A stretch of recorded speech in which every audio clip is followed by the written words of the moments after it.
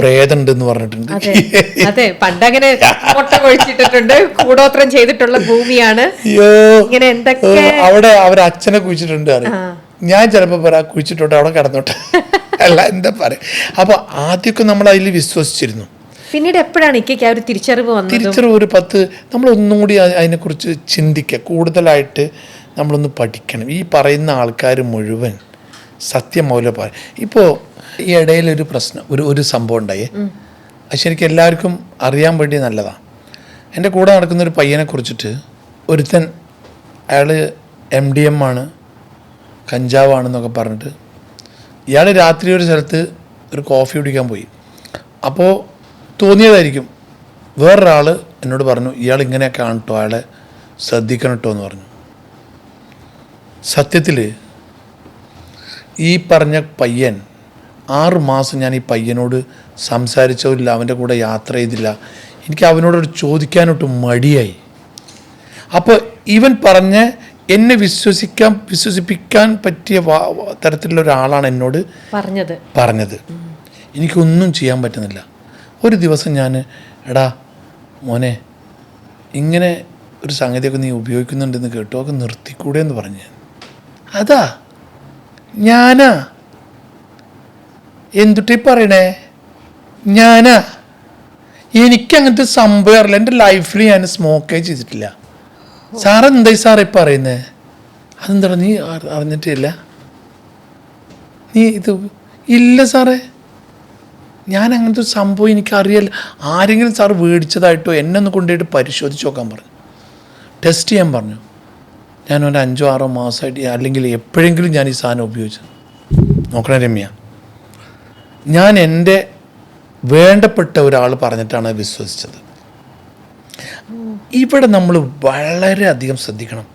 നമ്മളൊരാളെ കുറിച്ചിട്ടോ ഒരു പെണ്ണിനെ കുറിച്ചിട്ടോ ഒരാളിനെ കുറിച്ചിട്ടോ നമ്മൾ സംസാരിക്കുമ്പോൾ അവർക്കൊരു ദേഷ്യം ഉണ്ടെങ്കിലോ അല്ലെങ്കിൽ എന്തെങ്കിലും ഉണ്ടെങ്കിൽ നമ്മളെ ചൂണ്ടിക്കാണിച്ചു തന്നിട്ട് അവളങ്ങനെയാണ്, ഇവൻ ഇങ്ങനെയാണ്, ഇയാളപ്പം നടക്കരുത് എന്നൊക്കെ പറയുമ്പോൾ അതിനൊന്ന് റിപ്പീറ്റ് ചെയ്തിട്ടൊന്ന് പരിശോധിക്കുന്നത് നല്ലതാണ് എപ്പോഴും. എല്ലാവർക്കും ഭാര്യ ഭർത്താവ് ബന്ധത്തിൽ, അനിയന്മാരുടെ കച്ചവടത്തിൽ, അനിയൻ ജ്യേഷ്ഠനെ കുറ്റം പലതും പറഞ്ഞുണ്ടാക്കുന്നത്, ഇത് സത്യം ഉണ്ടോയെന്ന് ചിലപ്പം ഞാൻ അവരോട് ചോദിക്കില്ല.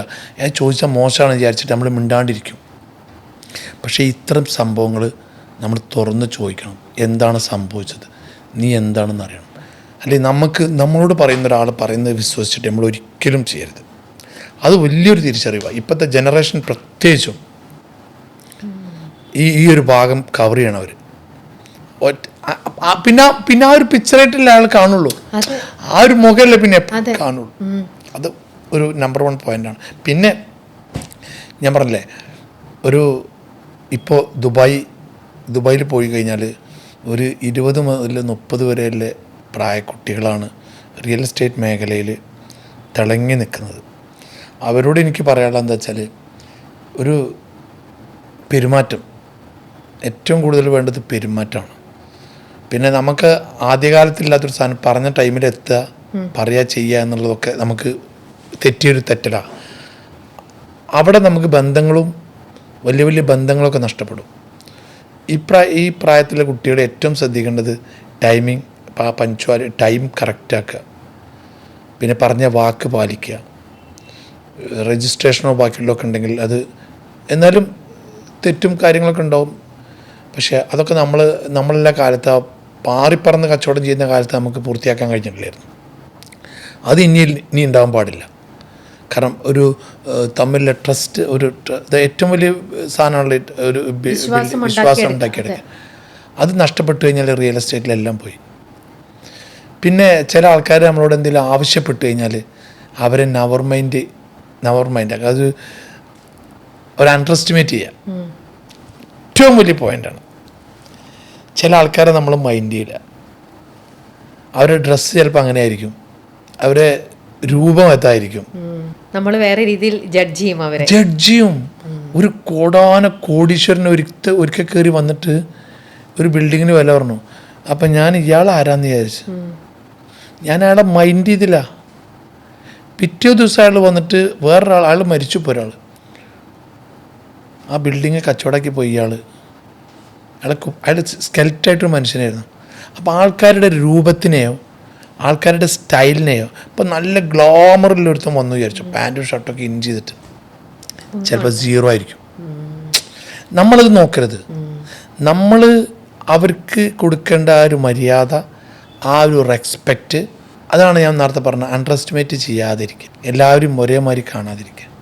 എത്ര ചിലപ്പോൾ ചാക്കിൽ പണയേറ്റി വന്നിട്ട് ഒരു കാലഘട്ടം ഉണ്ടായിരുന്നു. ചാക്കിൽ പണാക്കിയിട്ട് ഓട്ടോറിക്ഷയിൽ കയറ്റിയിട്ട് റൂമിലേക്ക് കൂട്ടിക്കൊണ്ട ഒരു കാലഘട്ടം ഉണ്ടായിരുന്നു.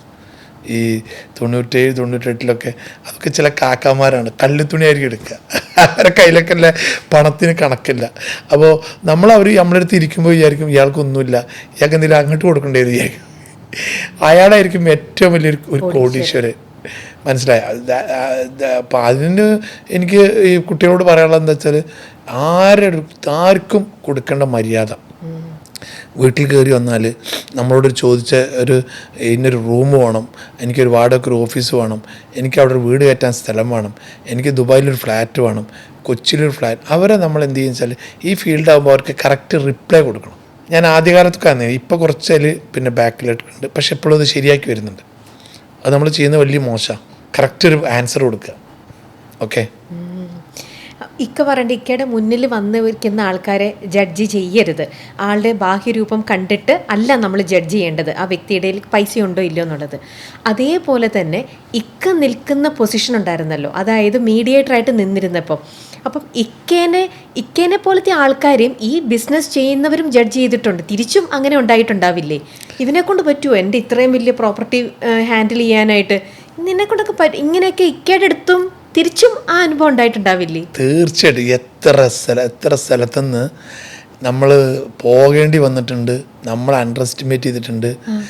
ഇയാളോടാണ് ഇപ്പോൾ ഈ പറയുന്നതെന്നൊക്കെ. പക്ഷേ അവിടെ നമ്മൾ വാക്കുകൊണ്ട് നിങ്ങൾക്കിപ്പോൾ എറണാകുളത്തിനെ കോഴിക്കോട്ടേക്ക് കൊണ്ടുപോകാം, കോഴിക്കോട് നിങ്ങൾക്ക് ദുബായിലേക്ക് എത്തിക്കാം. ഞാനിപ്പോൾ വാക്കുകൊണ്ട് എത്തിച്ചേരാൻ പറ്റും. പക്ഷെ പ്രവർത്തിച്ച് കാണിച്ചു കൊടുക്കലാണ് ബുദ്ധി. മനസ്സിലായോ?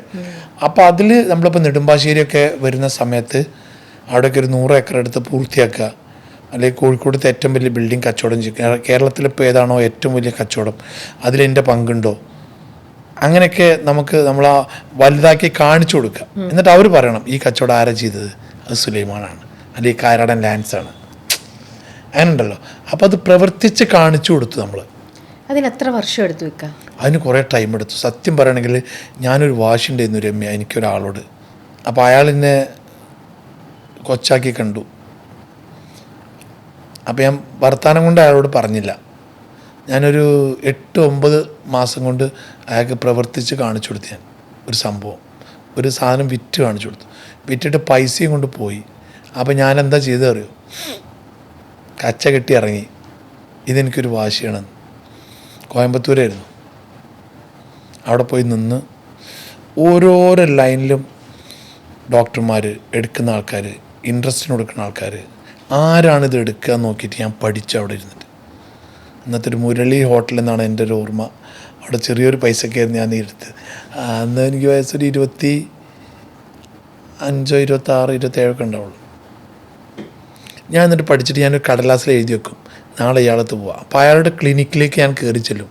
സാർ ഇന്ന സ്ഥലത്തൊരു സ്ഥലമുണ്ട്, അത് സാറിന് വേണോ വെച്ച്. എന്തായാലും ഒരു 8 മാസം കൊണ്ട് ഞാനത് സക്സസ് ആക്കി. എന്നിട്ട് അവിടെ ആ പൈസ കൊണ്ടുപോകുമ്പോണ്ടല്ലോ, അവിടെ പൈസ ബ്രോക്കറേജ് കിട്ടിയതോ ഇതൊന്നും അല്ല എനിക്കൊരു സന്തോഷം തോന്നിയത്. ആ ഡീല് ഞാൻ നടത്തിയല്ലോ. നിനക്കത് കഴിയില്ല, നീ വെറുതെ പറയണ്ടെന്ന് പറഞ്ഞിട്ട് അങ്ങനെ നമ്മളവിടെ പ്രൂവ് ചെയ്തു. പ്രൂവ് ചെയ്തപ്പോൾ എനിക്ക് കിട്ടിയ ഒരു സന്തോഷം